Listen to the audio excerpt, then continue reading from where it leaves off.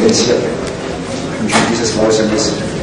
Čia pas mus susirinkę dalyvauja miškininkai, valstybiniai miškininkai, dalyvauja privačių miškų savininkai, visuomenės veikėjai, bet ypatingai, kai mes turim garbingų svečių, kai mes turim Krikščionių partijos lyderį, pirmininką Makedoniją Noklį, Krikščionių partijos frakcijos Lietuvos Respublikos Seime, pirmininkai, pirmą Žemelį, ir turim garbus svečius,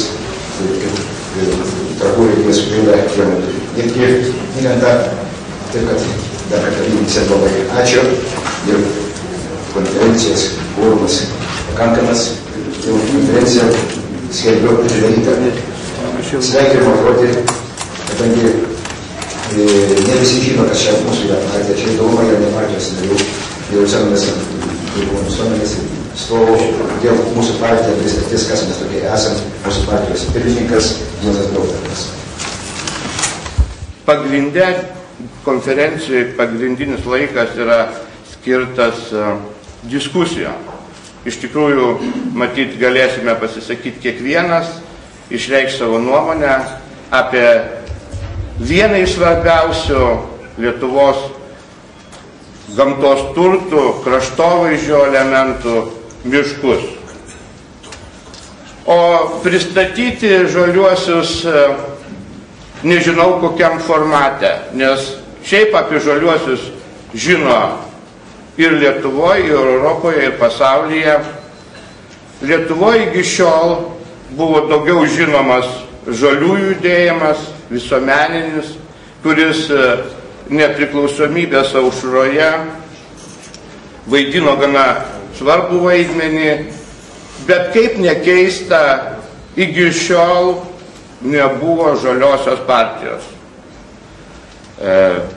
Lietuvoje jį įsisteigė de facto ir de jure registruota gegužės 11 dieną ir Lietuvos žaliųjų sąjūdžio partija veikia kaip jau juridinis asmuo ir dalyvaus Lietuvos politikoje. Aplinkui ir Europos Sąjungą ir į kaiminę šalis pamatysime, kad ten žaliosios partijos senai veikia ir dalyvauja politikoje. Europos parlamente 4. frakcija pagal dydį jau kelinta kadencija ir jų vis daugėja, nemažėja. Kas paskatino, kokie procesai paskatino tai daryti? Susirūpinimas tai, kas vyksta dabar Lietuvoje, kokie procesai, sakyčiau, nukreipti prieš Lietuvos nepriklausomybę, kad Lietuva įsivaikščioja. Nesinorėjo palikti šito kaip stebėtojų, o norėjosi, kad kažkaip tai, jeigu galime dar, mano kartos žmonės, man 52 metai, kažkaip tai bandyti suvaldyti tos procesus ir sustabdyti jaunimą ir tas blogas negatyvas nuotaikas, kurios vyrauja,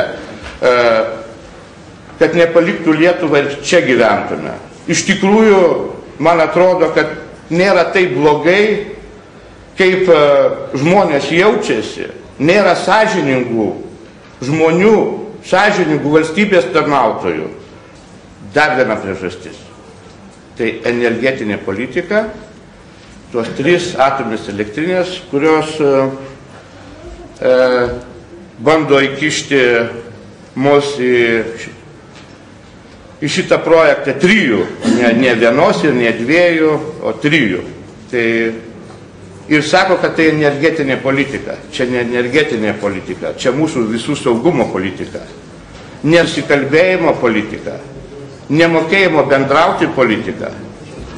Tai irgi paskatino mus kurtis partiją, dėl to, kad tai yra nei ekonominis skaičiavimas, nei nieko nepagristi projektai.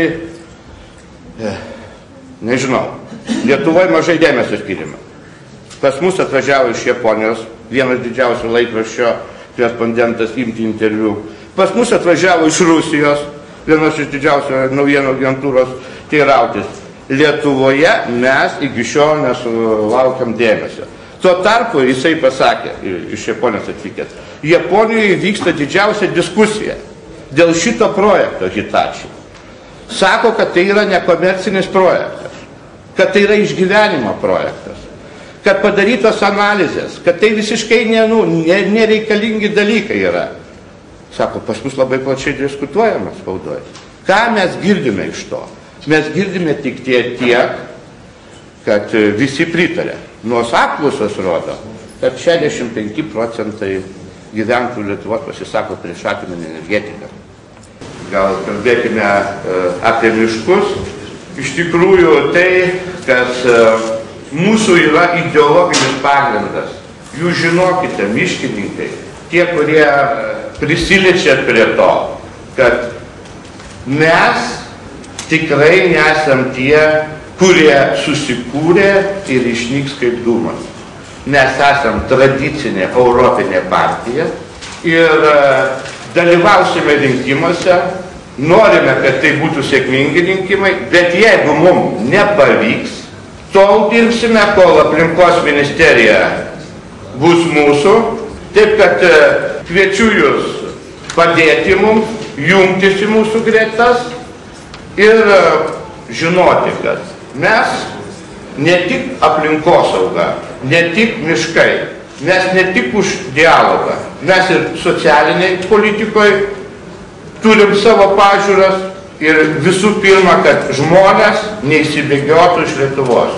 Norim, kad ir pensininkai gautų pensijas, norim, kad ir jaunimas galėtų čia dirbti ir užsidirbti. Ir tai vienas, pavyzdžiui, tai, kad dirbti ir užsidirbti, tai yra ir energetika. Atsinaujintis energijos šaltiniai, tai yra mūsų ateitis ir darbo vietos, ir užsakymai, ir žemdirbiam, ir visiems kitiems. Sėkmės mūsų konferencijai, gerų diskusijų. Jeigu kas norite pasikalbėti su manim, prašom nesikuklinti, užeiti ir kreiptis į mane. Ačiū Jums. Sveikinu komentas Lietuvos krikščionių partijos pirmininkas Gediminas Vagnorius. Džiaugiuosi, kad esu čia ir galiu Jūs nuoširdžiai pasveikinti. Svarbiausia, norėčiau Jums palinkėti. Tapti stiprią, įtakingą, galingą Lietuvos politinį jėgą, kuri galėtų užimti aplinkos ministeriją, o galbūt ir kai kurias kitas ministerijos, kuriuose reikia permainų, žmonių kokybės naudai. Aš su dideliu malonumu perskaičiau Jūsų programą. Ir jei kas nors man būtų pasiūlęs pasirašyti po šią programą, aš tą padaryčiau labai lengvai ir nuoširdžiai norėčiau pritarti Jūsų svarbiausiam nuostatoms. Ekologijos, gamtos, o svarbiausia žmogaus kokybės tausojimo nuostatoms. Deja, iki šiol gyvenimo kokybė buvo vertinama daugiau kiekybiniais rodikliais. Bendro vidaus produktų, pajamomis, algomis, pensijomis, bet tikrovėje kokybė, gyvenimo kokybė yra daug platesnis kriterijus, kuris apima ir sunkiai kiekybiškai vertinamus rodiklius. Ne tik tai saugumas, ne tik tai socialinė gerovė, bet taip pat ir gyvenimo aplinka. Sunku būtų nepritarti Jūsų nuostatoms dėl ekologiško ūkininkavimo. Sunku būtų nepritarti Jūsų nuostatoms dėl smulkaus vidutinio verslo rėmimo, dėl tausojančios energetikos, dėl atsinaujinančių šaltinių, dėl ekologiško transporto, pagaliau dėl atominės energetikos abejotinos perspektyvos. Mes taip pat, kaip ir Jūs, manom, kad po to, kai jau buvo uždaryta atominė elektrinė, nauja nereikalinga. Ne tik tai dėl gamtosauginių reikalavimų, bet ir dėl ekonominių motyvų. Aš kaip ekonomistas, kaip ir visi kiti ekonomistai gerai žinom, kad neįmanoma šioje geopolitinėje vietoje pastatyti naują atominę elektrinę, kuri būtų pelninga, kuri nebūtų nuostolinga. Mums šiandien reikalingi tikriausiai energetiniai tiltai, kurie užtikrintų galimybės turėti alternatyvių šaltinius, kuriais labiausiai rūpinasi vakarų pasaulis, o ne kurti naujus gigantiškus objektus, kurie tik dar labiau padidins priklausomybę nuo Rusijos ar kitų kraštų, kuriuose mes galime užsitikrinti savo tuos visokius garantinius reikalavimus. Dėl to norėčiau nuoširdžiai palinkėti jums kuo didžiausios sėkmės. Norėčiau, kad tos nuostatos taptų realybė. Mes norėtume, kad permainos sulauktų ne tik mūsų anūkai, bet ir mes patys. Dėl to maloniai noriu dar kartą jūs pasveikinti, palinkėti sėkmės ir pasiūlyti bendradarbiavimą Lietuvos labui. Linkiu kuo geriausios sėkmės. Pagrindinis pranešėjas yra Albinas Morkūnas, Lietuvos Žaliųjų sąjūdžio partijos pirmininko pavaduotojas, kaimo reikalų ir bendruomeninių santykių komiteto pirmininkas, vienas iš aktyviausių mūsų partijos narių ir pats perspektyviausias. Prašau. Kaip matome, mūsų konferencijos tikslas yra teminis, tema yra ne bendrai politinis reikalas, bet grynai miškininkystės problemų ir ateities strategija.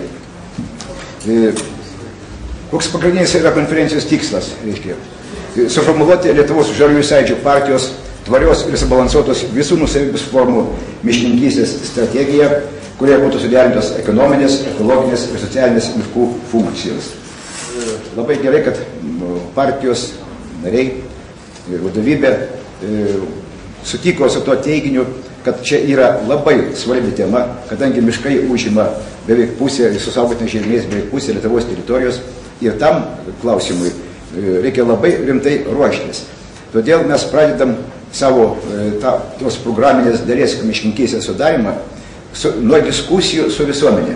Dar mes turim metus laiko ir tik per diskusijas, tik per seminarus, per konferencijas, susitikimus su visuomenė, su pavieniais asmenim, tiek darbinė tvarka, tiek partinė, tiek vėl, kaip sakant, bendraujant su žmonėm, kad kuo daugiau sužinoti informacijos iš žmonių, kaip jie mato tą Lietuvos miškų ateitį ir kokiu keliu mes turim eiti. Visa medžiaga, kuri bus per metus laiko surinkta iki rinkimų, bus kruopščiai išanalizuota, bus apibendrinta ir įtraukta į mūsų rinkiminę programą. Ir mes būsim, garbingai galėsim pasidžiaugti tuo, kad programa yra sukurta neatsisėdus 2-3 žmonių, nors ir kompetentingų, bet dalyvaujant visai visuomeniai. Taip pat, reiškia, vienas iš konferencijos tikslų - konsoliduoti valstybinių miškų miškininkų, privačių miškų savininkų ir visuomenės jėgas. Ne tik miškų, bet ir visos ekosistemos išsaugojimui, paliekant kuo mažiau neišspręstų problemų ateities kartoms. Ką reiškia konsoliduoti? Mūsų partijos žaliųjų tikslas, mes nesam nei kairieji, nei dešinieji, o mes visi gyvenam vienoj aplinkoje.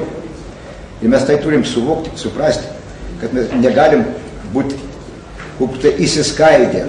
Ir čia mūsų partijos tikslas, reiškia, pradedant nuo savęs, visuomenę auklėti, mokyti taip, kaip jie turi elgtis gamtoje, kadangi gamta tai yra šventovė.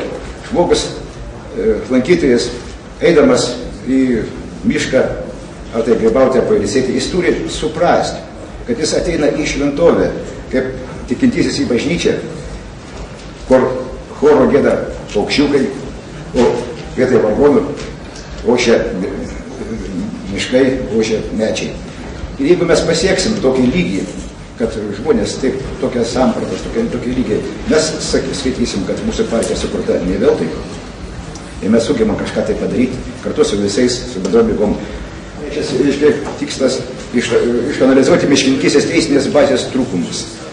Čia aš norėčiau truputį istorijos, ponas Gediminas Vagnorius tai labai puikiai žino, per 20 metų, kiek turint omenyje tokią svarbę visuomenės kaip turtą, kaip miškai, koks buvo valstybinis požiūris. Iš pradžių miškų ministerija, kiek keitėsi ministerijų prie aplinkos, prie žemės, vėl prie žemės, vėl prie aplinkos. Dabar daugiausia, kiek buvo pakeista ministrų, kokių ministrų pakeista? Aplinkos.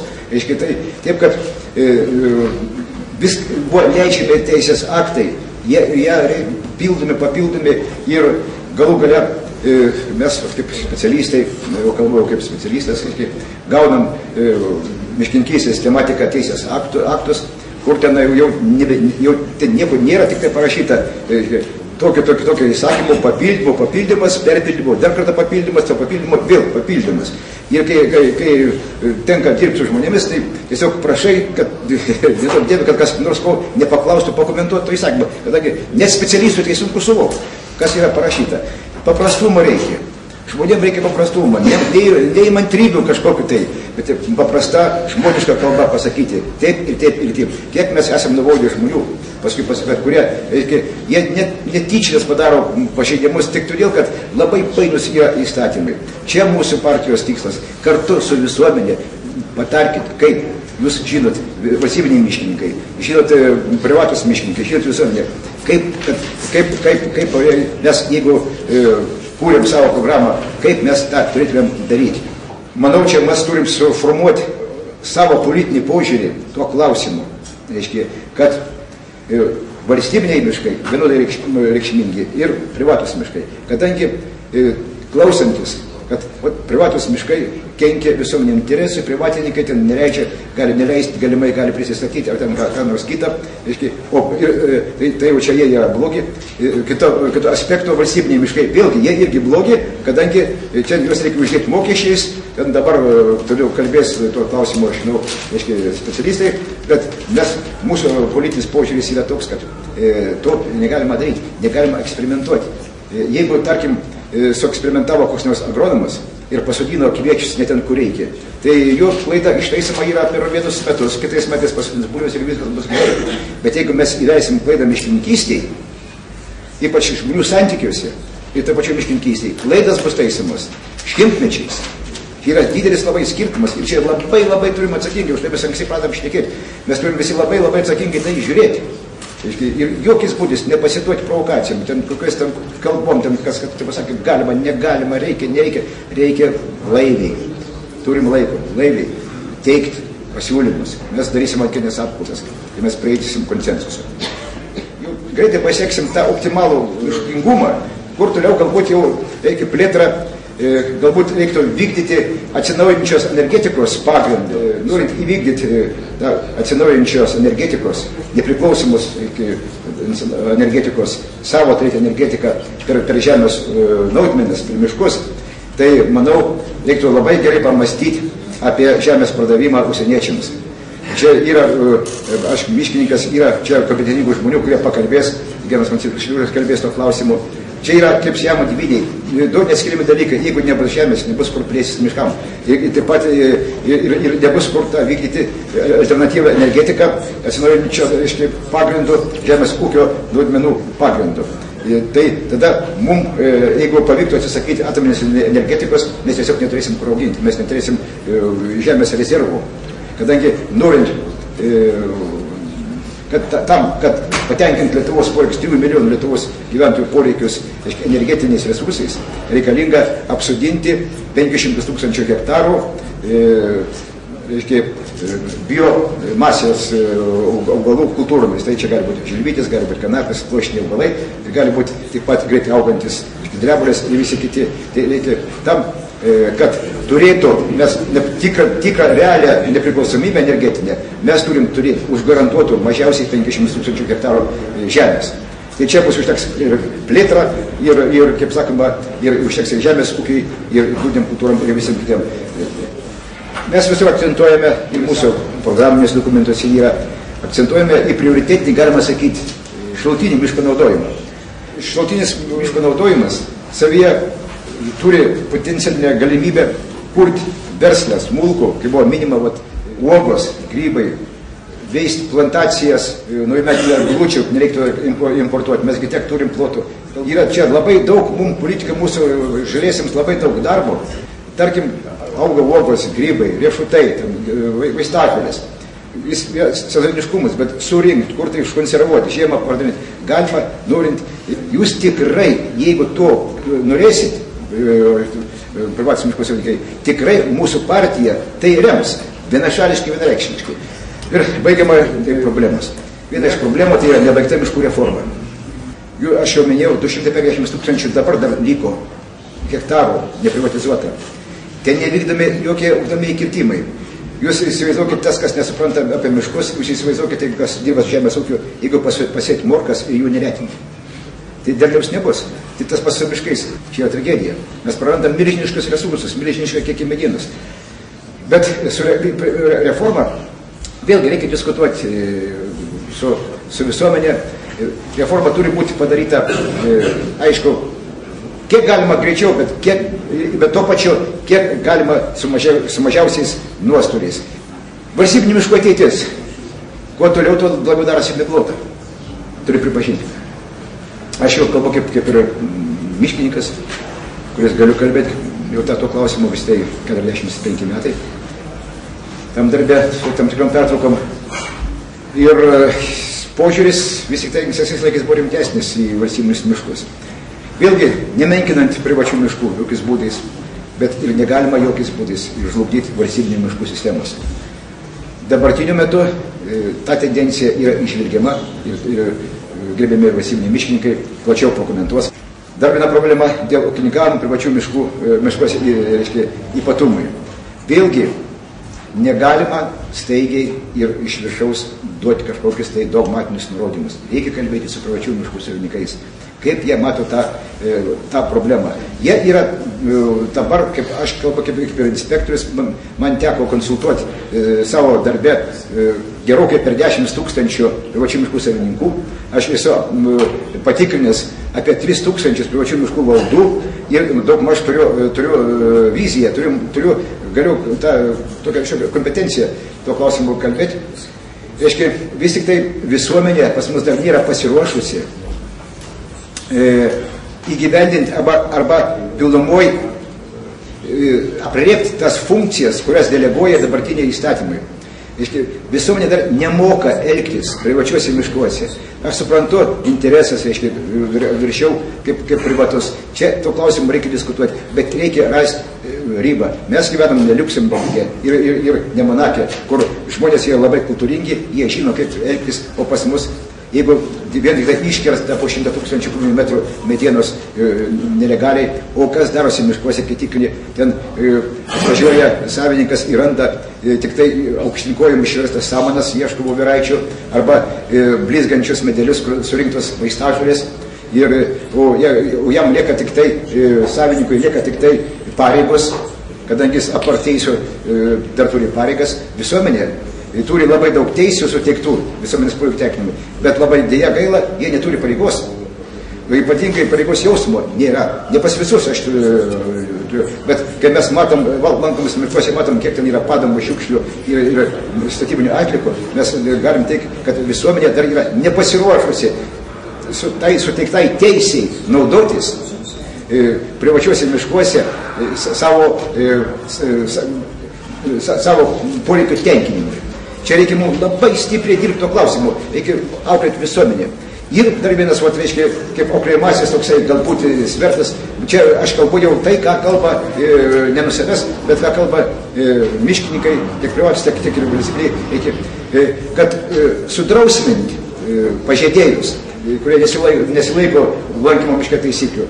Galbūt reiktų padiskutuoti ir privačių miškų savininkai suteikti visuomenį, privačių netatinių aplinkos apsaugos inspektorių statusą.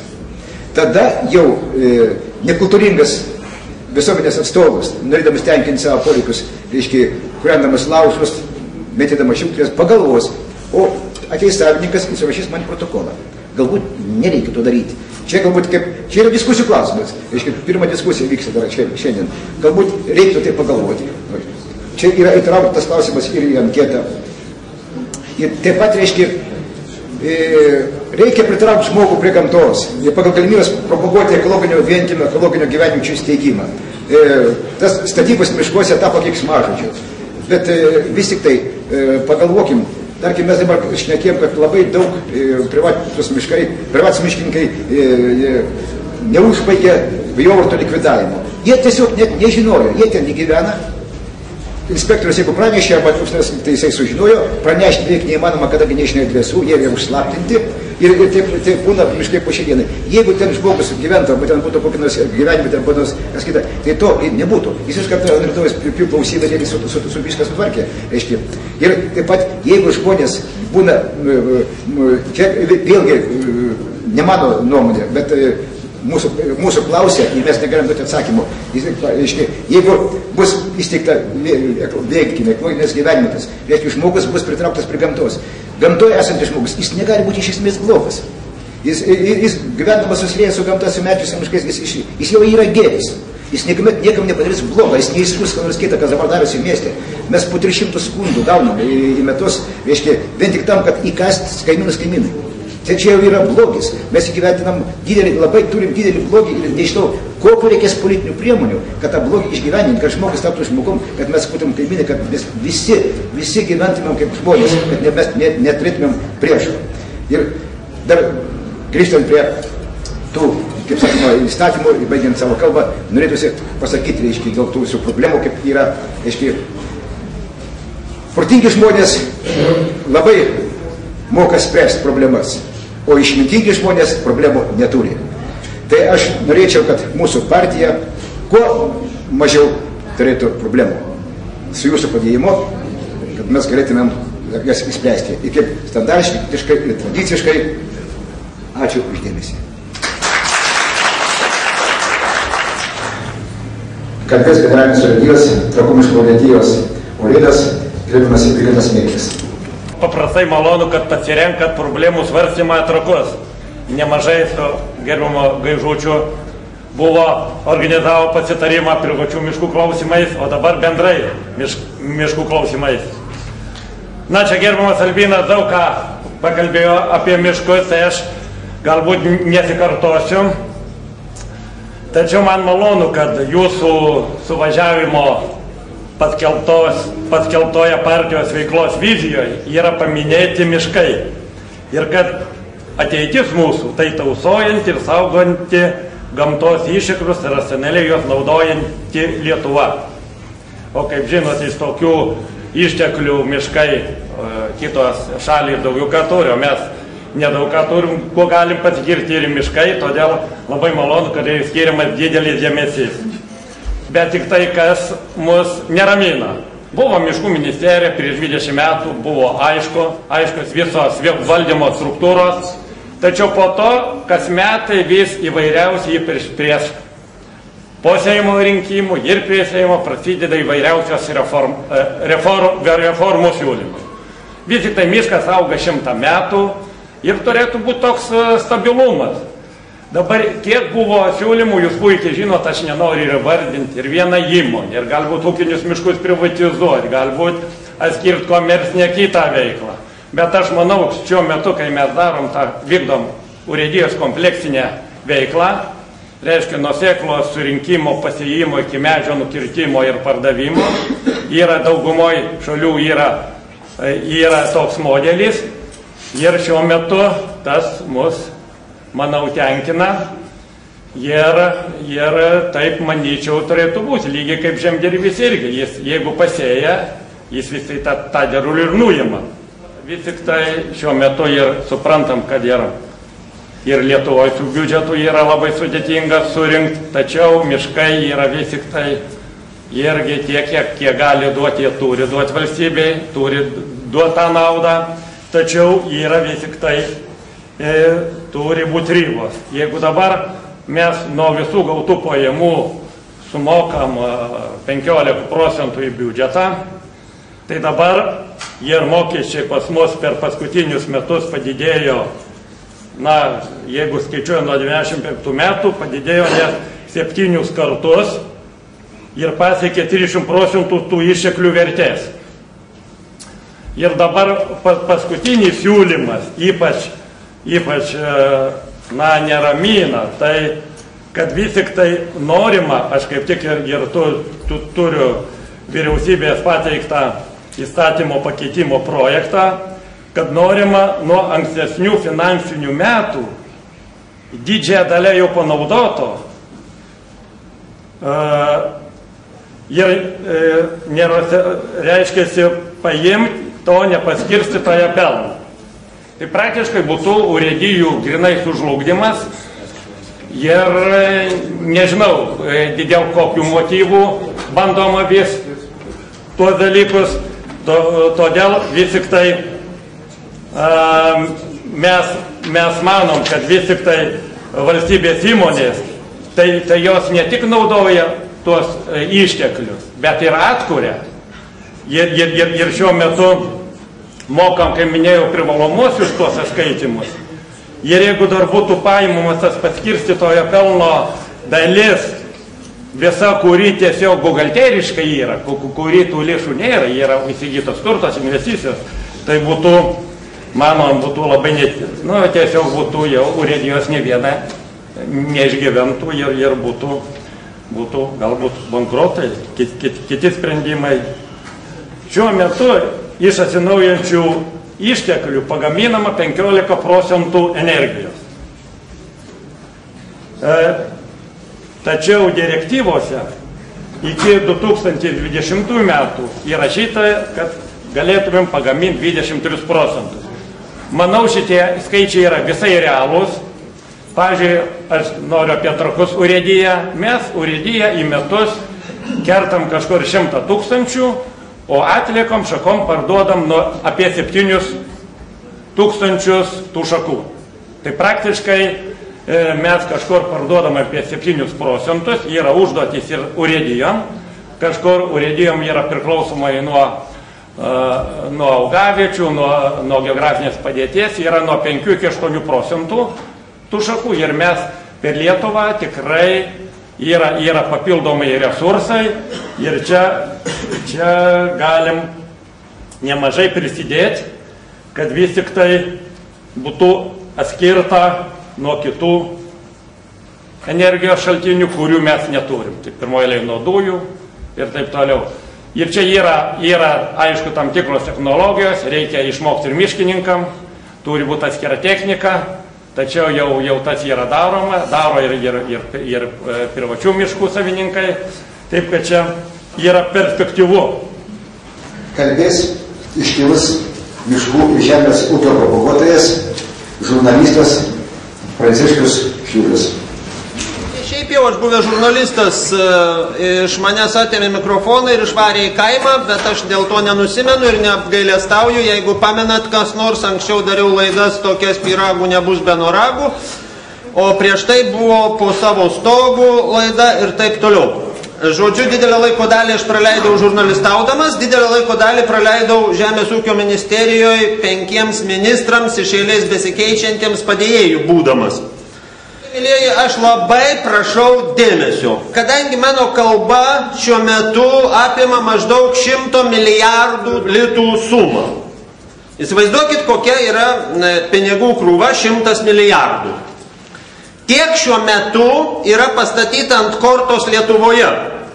Tai yra, šiuo metu parduota jau apie 1 milijonas hektarų žemės užsieniečiams.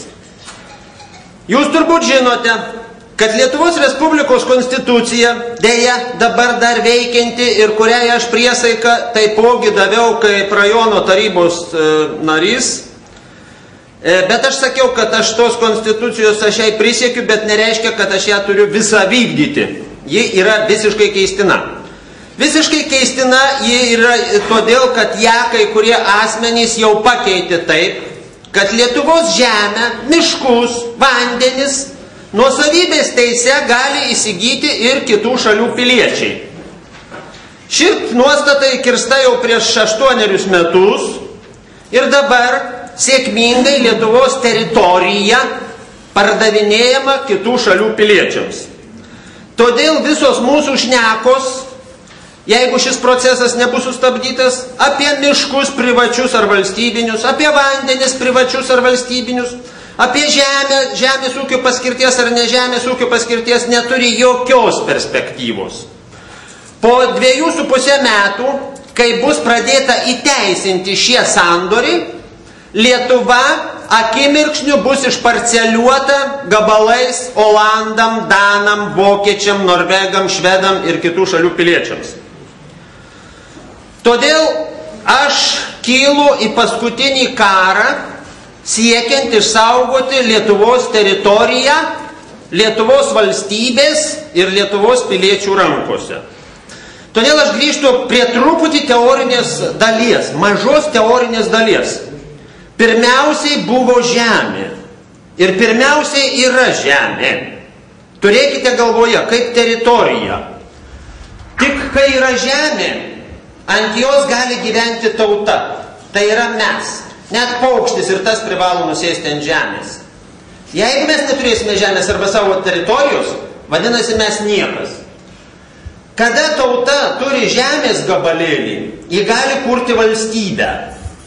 Štai mes lyg ir turėjome tą valstybę ir turime.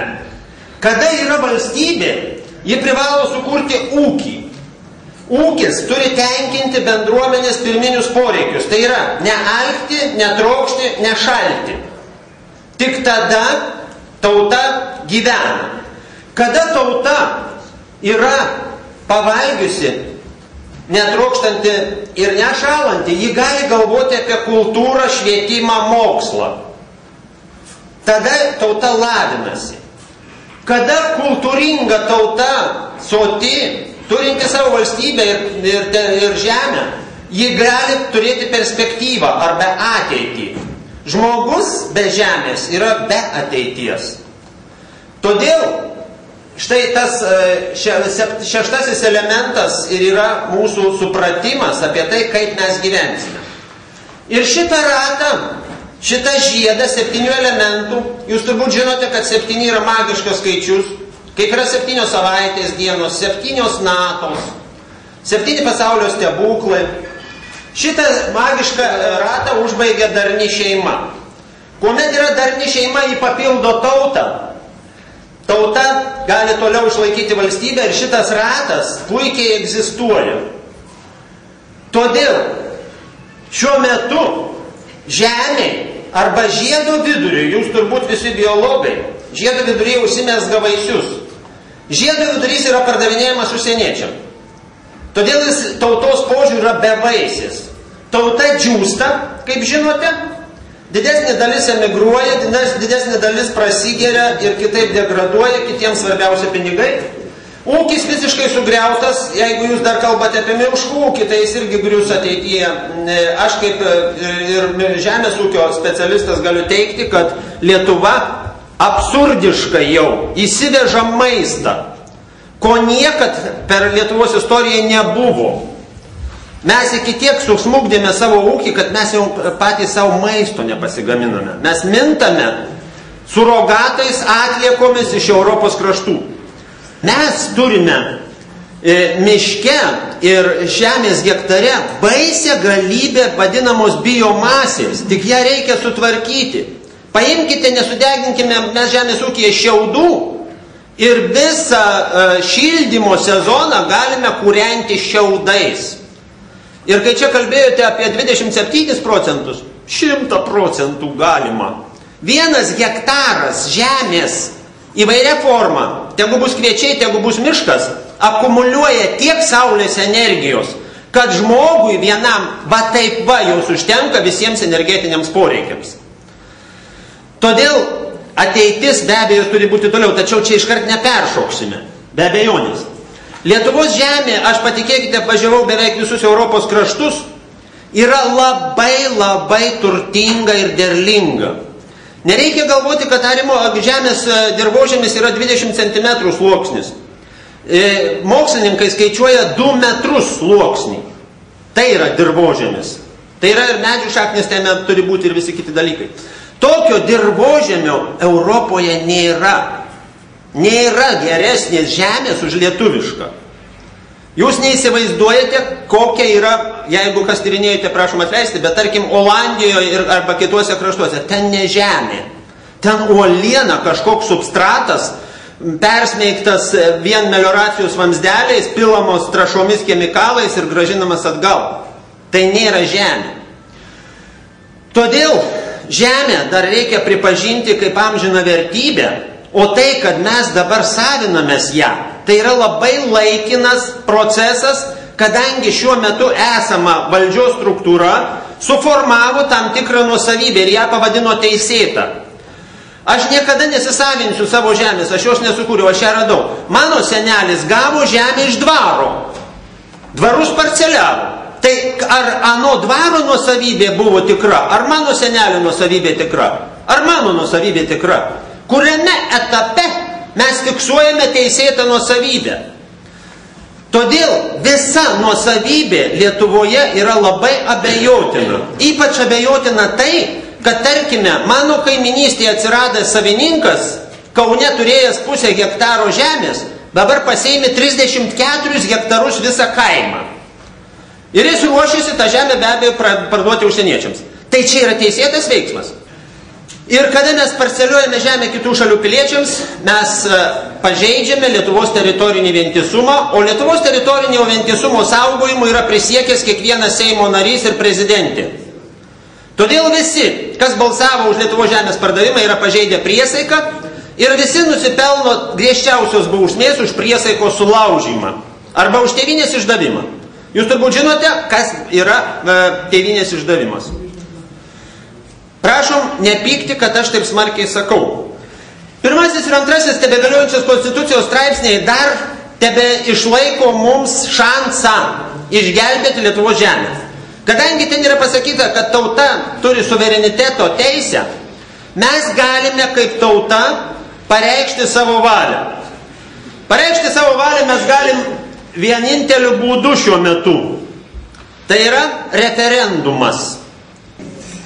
Ačiū, laukiu bet kurio paros metu, o ateityje mes grįšime prie jūsų partijos vadovybės ir aš labai meldžiu, kas esate tos partijos vadovai, nepamirškite šio proceso, nes jeigu mes skelbsime referendumą, bus kovo mėnuo kitų metų ir 3 mėnesiai parašų rinkimui, tokiu būdu kiekvienas galės ir savo partiją vaikščiodamas propaguoti ir agituoti. Tai bus puikiai agitacinė kompanija, jeigu jūs norėsite to padaryti.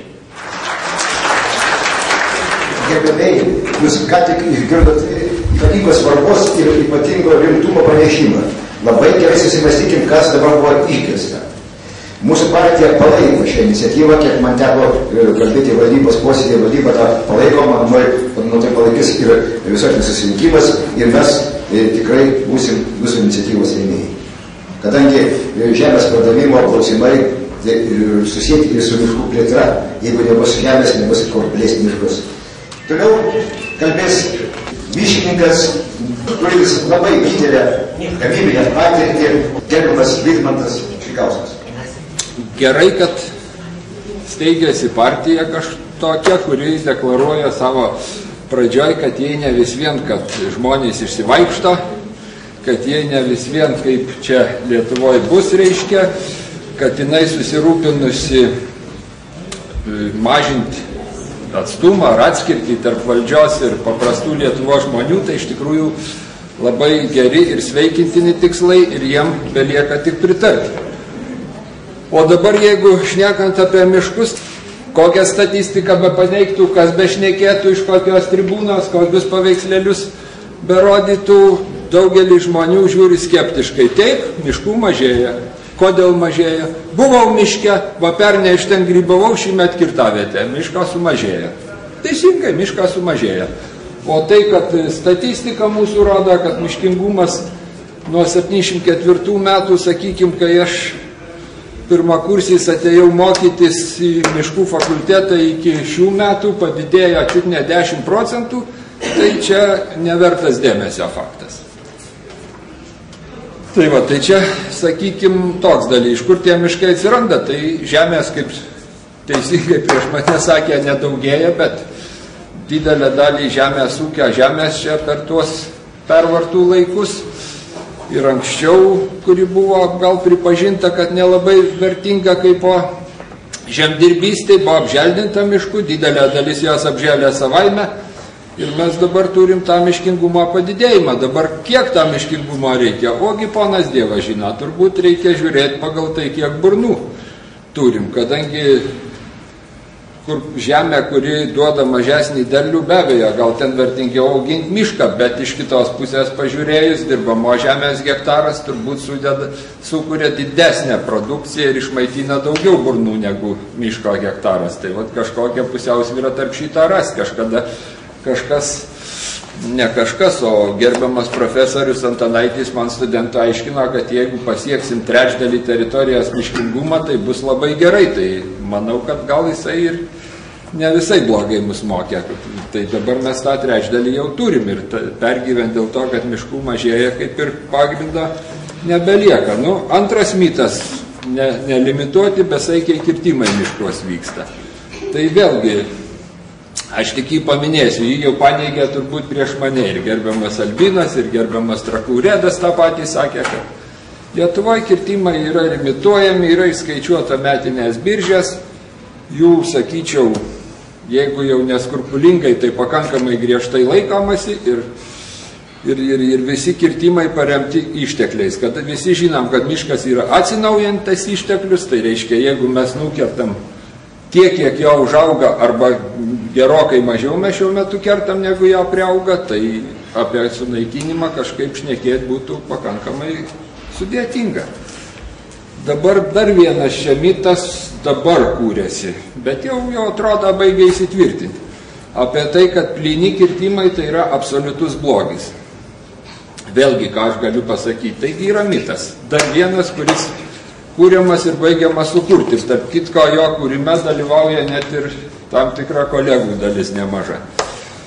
Aš tik vieną galiu pasakyti, kad miškas, kaip ir kiekvienas žemės užaugintas derlius, kažkada subręsta ir tas derlius turi būti protingai paimtas, protingai panaudotas. Priešingų atveju jisai pražus. Nu, aišku, gal su žemės ūkio su rugiais ar bulvę mišką lyginti būtų nekorektiška, kadangi, sakykime, derliaus pražuvimo terminas kelios savaitės, jeigu kalbam apie rugius, bet miškas irgi lygiai taip pačiai sunyks, tik tai truks ne kelias savaitės, o 10-metį kitą. Ir jeigu mes jo nepanaudosim, jisai paprasčiausiai pradės nykti. Tai vėlgi, jeigu mes kalbam apie tai, kad žmogus nori gyventi Lietuvoje, nori dirbti, nori pragyventi iš savo darbo, tai ar turim teisę mums duotą derlių taip nerūpestingai, sakykime, palikti supuvimui. Tai va. O dar vieną dalyką, ką reiktų pasakyti apie tuos plynus kirtimus, tai vėlgi grįžti į mokyklos ar studijų suolą. Tada buvo aiškinama paprastai, kad plynas kirtimas tai yra pirma miško atkūrimo stadija. Tai reiškia, norint mišką atkurti, pirmiausia reikia nukirsti.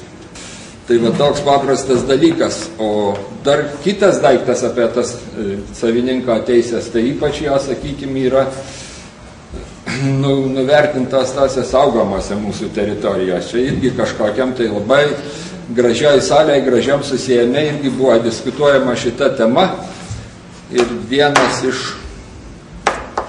dabar nebeatsimenu, bet iš aplinkosaugininkų gildijos garbus vyras savo kalboje pasakė, tai vad sako, yra problema su savininkais, o kokiagi ta problema? Taip sunku juos prisikalbinti, kad atvažiuotų į savo valdas ir šiukšlės susirinktų.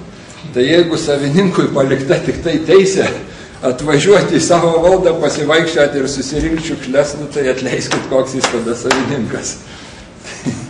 Tai va, tai tiek turbūt aš norėjau jūsų dėmesį patrukdyti. Ačiū visiems labai už dėmesį ir sėkmės kūrent programas. Turiu pasveikinti už labai puikią kalbą.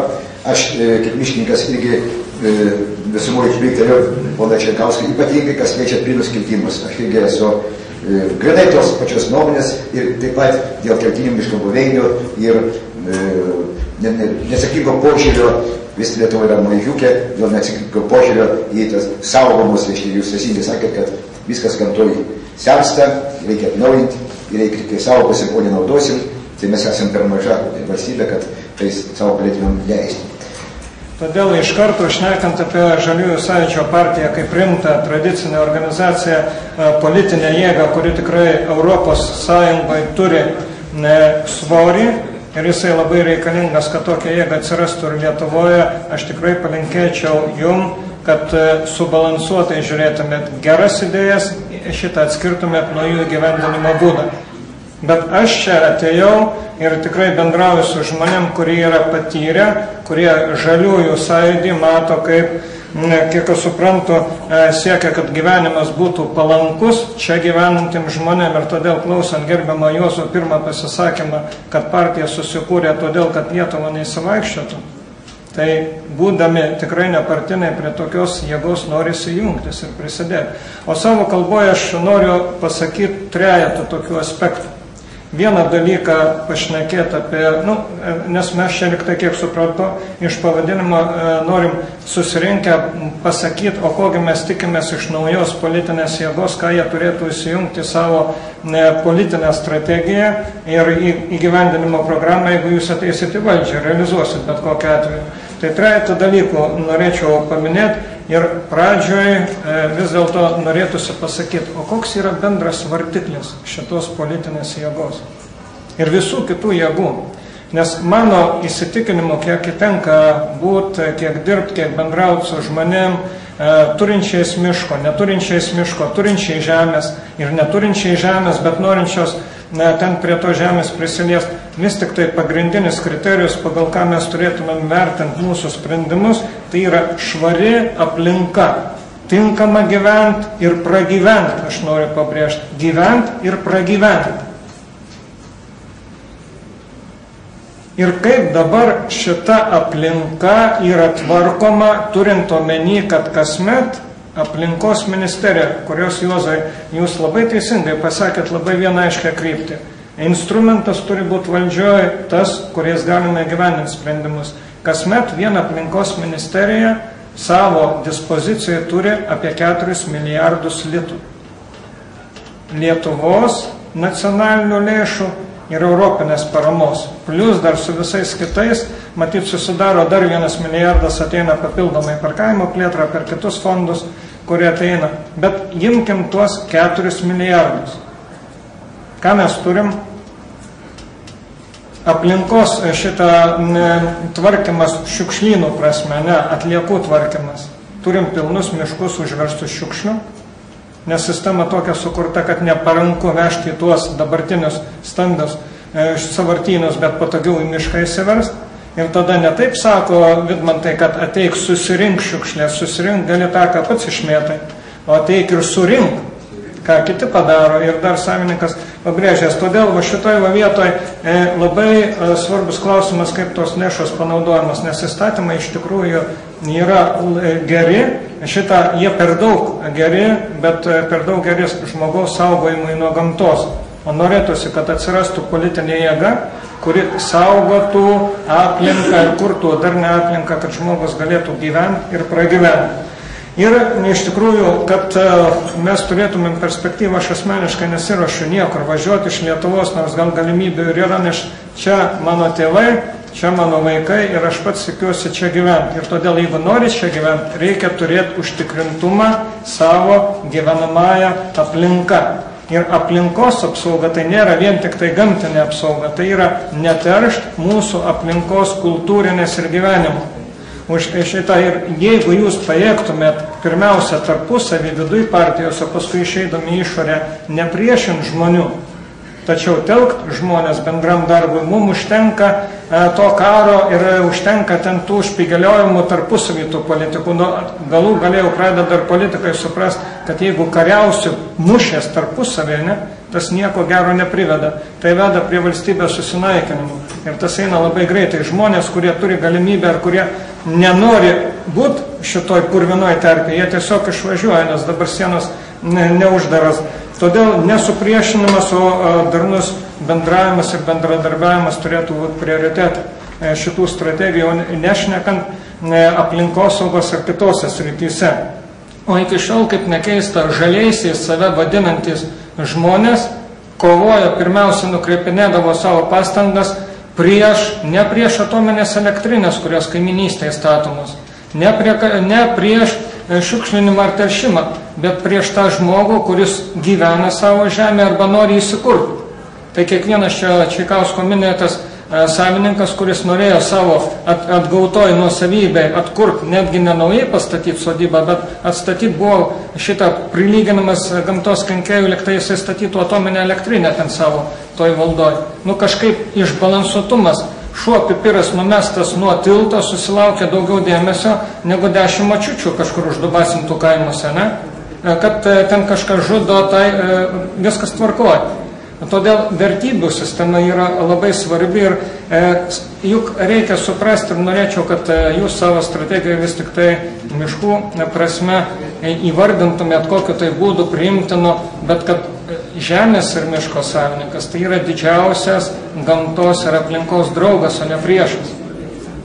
Ir todėl, jeigu šnekant apie 4 milijardus, kurie valdo nedidelę grupę žmonių ir prioritetus kartais nenumato tinkamus, tai pagalvoti reikėtų vis dėlto partijai, o kaip tos lėšos paskirstamos tarpe šitų žmonių. Ir jeigu miškininkai iš tikrųjų yra gerai organizuota, gerai dirbanti sistema, perėmusi visą iki tol turėtą infrastruktūrą, patirtį, tai tie 242 tūkstančiai atgavusių, dar nepilnai atgavusių nuosavybę, kol kas palikti taip valikimo valiai. Ir reikalavimų daug, pagalbos arba valstybinio požiūrio kol kas nepakanka. Todėl iš karto galiu pasakyti, kad neiškrasime kažkokių čia naujų mechanizmų, reikia sukaupti lėšas ir turėti specialistus, žmonės, kurie dirbtų ir rūpintųsi privačiais miškais. Grįžtant prie miškų valstybinių ir privačių, partija, kuri garantuos užtikrintumą darbo vietom, ateitim tiek valstybinėse miškuose dirbantiems specialistams, tiek užtikrintumą nusavybę savo privatiems savininkam, tikrai sulauks politinių dividendų. Baigiant, aš tikrai tikiu, kad bendrausim, palinkėti jums susiklausimo, asmenybių turite įvairių dabar šitoj partijai, bet tikrai saugot reikia žemę, tikrai spręs tuos klausimus nuosavybės, tame tarpe ir užsieniečiam, ir rasim bendravimo ir bendros šnekos, tačiau pirmoje vietoje reikia palaikyti tas žmonės ir tas partijas, kurios žiūri, kad būtų švari aplinka, tinkama gyventi ir pragyventi Lietuvos žmonėm. Ačiū uždėmesi. Mes tai turėsim omeny ir būtinai mūsų siekis, kaip tik įsaugoti tas vertybės, kurios ką tik tai buvo paminėtas, nepamenant jas po kojomis. Tiesiog visuomenės atstovas ir privačių miškų savininkas kalbėti Kęstutis Kilokas. Man atrodo, mūsų partijai naujai ir visiems žemių savininkam reikia pagalvoti, ką padaryti, kad nieks nenorėtų savo žemės parduoti. Todėl, kad šiaip ar taip 240 tūkstančių savininkų plus jų šeimų nariai, aš savo, kai sakant, savo žemės pavyzdžių, turim su seserim 33 hektarus, iš to 25 hektarai miško. Skaičiuojant jos ir mano visus šeimos narius, jau gaunasi 17 žmonių. Tai, kai sakant, pirmos eilės.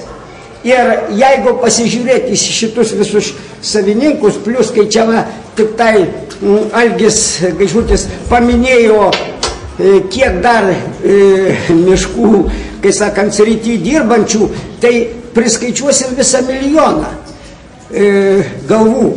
Tai jeigu mes visi būsim patriotai ir svetimšaliam neleisim, kad jie naudotųsi mūsų, kai sakant, žemę, ir tada Pranciškaus idėja, kad žemė, ant kurios mes gyvenam, turi būti tik mūsų, jinai bus tikrai tik mūsų žmonių. Mūsų naujai įkurta partija turim taip sureguliuoti, kad mes nenorėtumėm parduoti savo žemės, savo miškus tvarkytumėm taip, kaip išmanom, kada protingiausia, kai sakant, iškirst.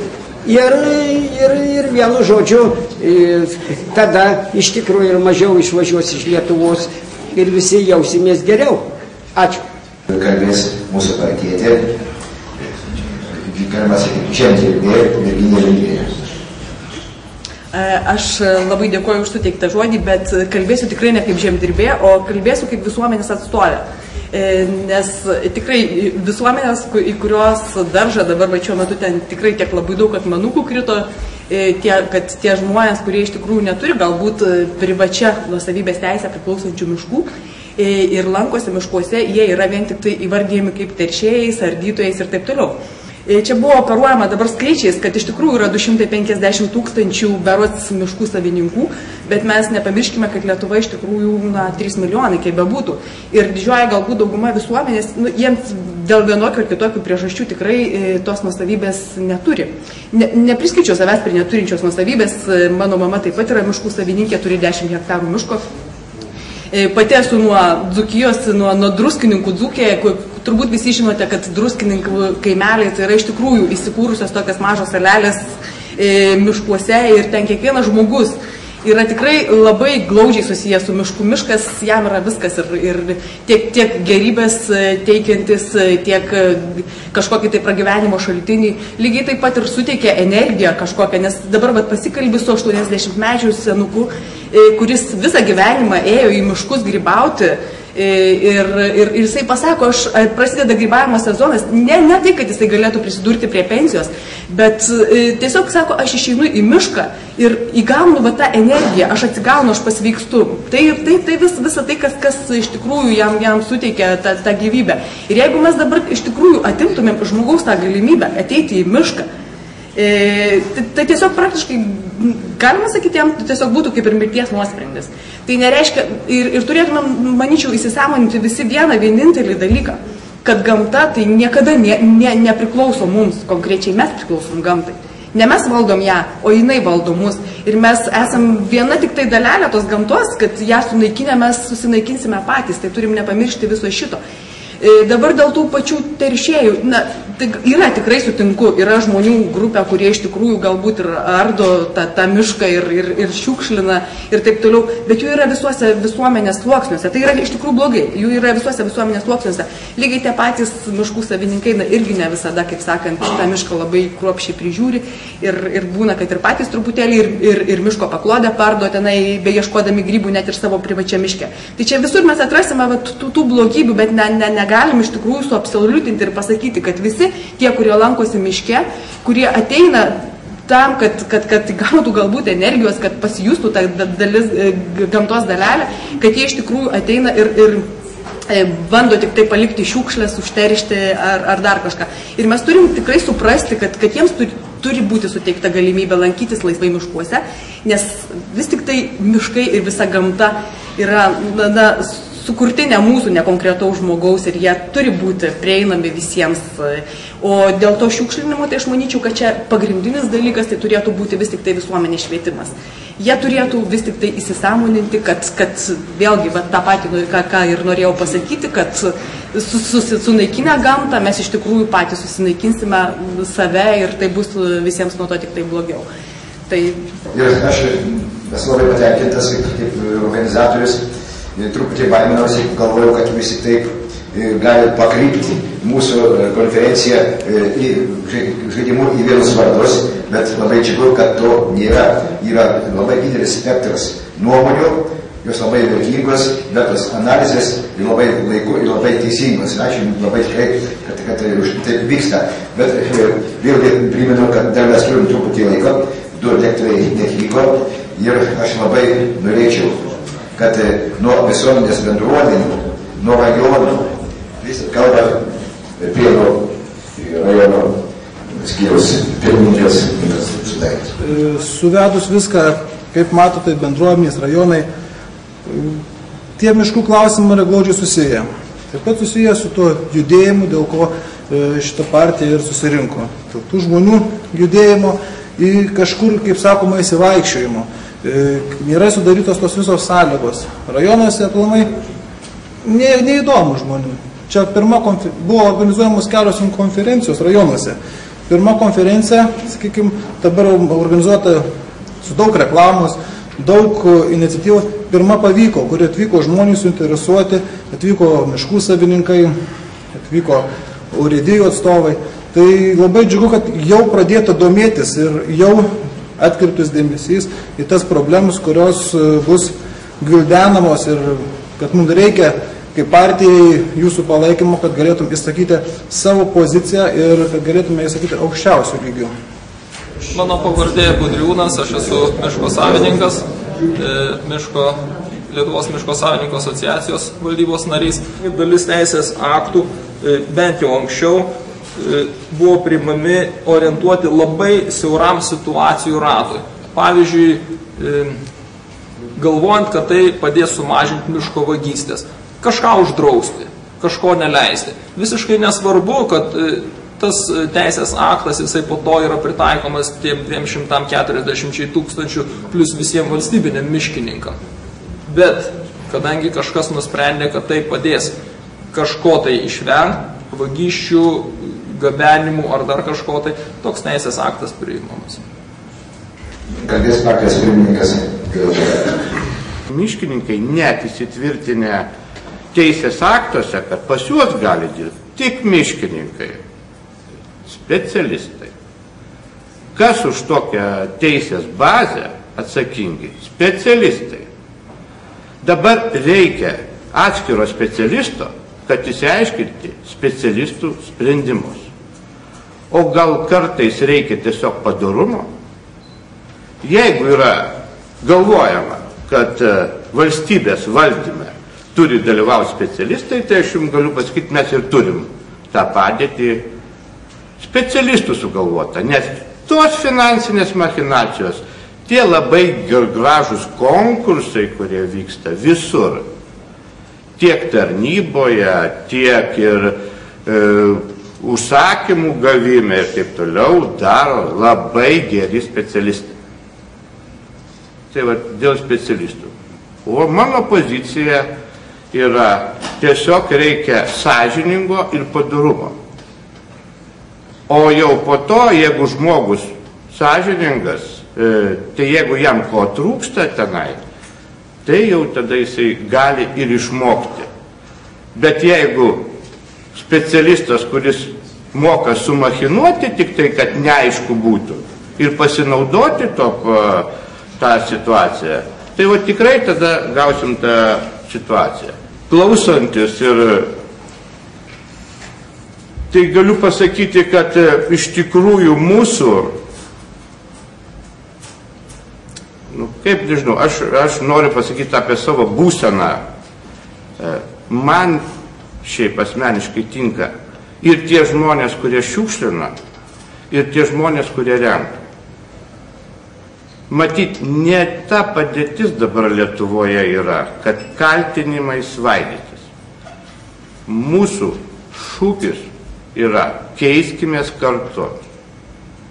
Aš pasiruošęs kiekvienam padėkoti už tai, kad jūs čia gyvenate, nepabėgote, kad mokėte mokesčius, kad pensininkai dar gauna pensijas, nes jie greit negaus jų, nes nebus kam dirbti.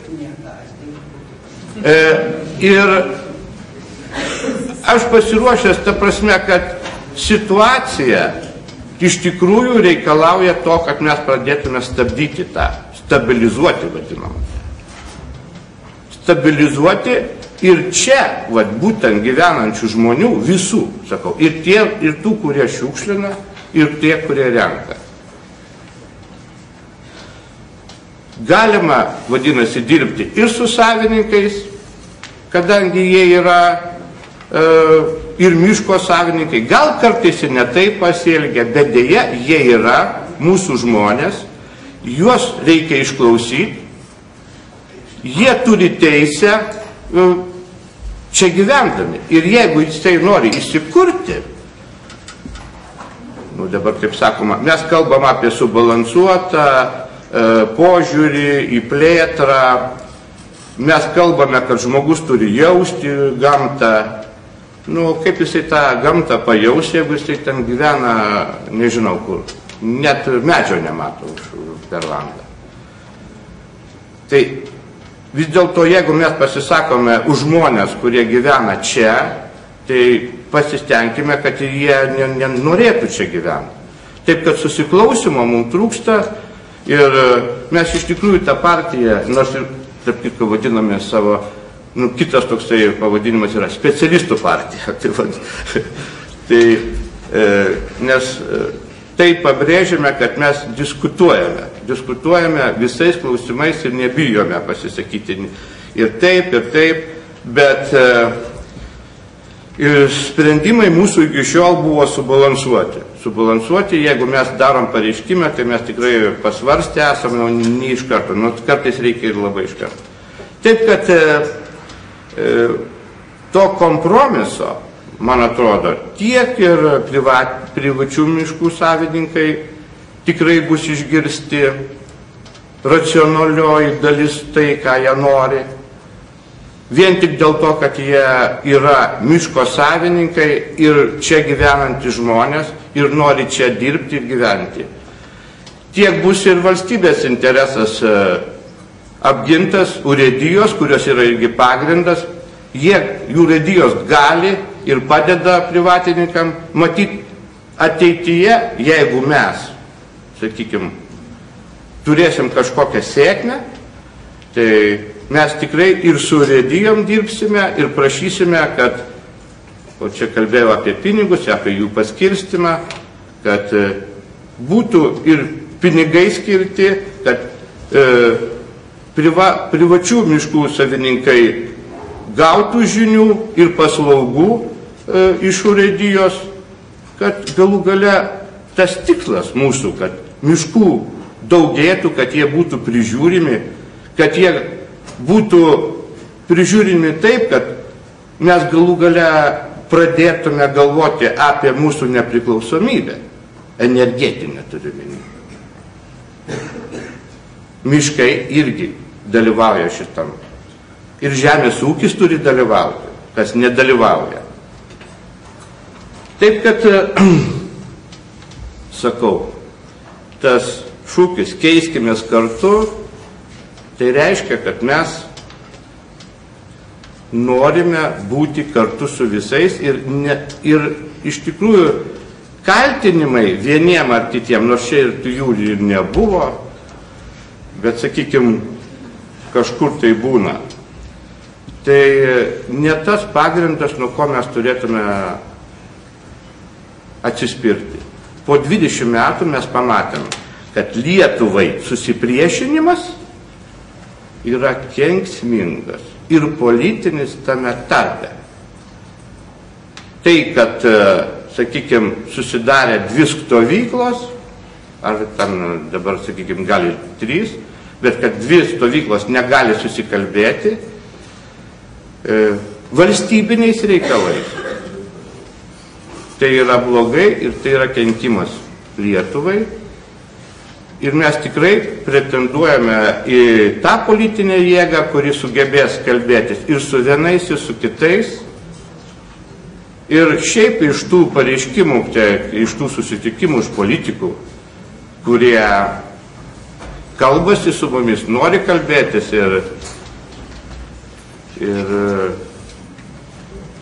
tai jums tikrai galiu pasakyti, visi trokšta, kad žaliųjų vardas, nežiūrint to, kad jūs sakot konfrontaciją ir taip toliau, papuoštų jų koaliciją. Visi trokšta. Taip, kad mūsų yra irgi politinis pasirinkimas, ar mes eisim atskirai, jeigu turėsim jėgos, tai eisim atskirai. O jeigu neturėsim jėgos, mes pamatysim. Bet jūs irgi turit žinoti ir pasakyti kitiem, kad mums iš tikrųjų reikia palaikymo. Dabar tai perkeliam ES teisės aktai, šitų dar copy-paste padaro ir po to priminėja, po to žiūri, kad čia netinka. Aš nesu tas šalininkas, kuris tenai visiškai nežiūrint tenai perkelio, paskui žiūri, kas čia bus.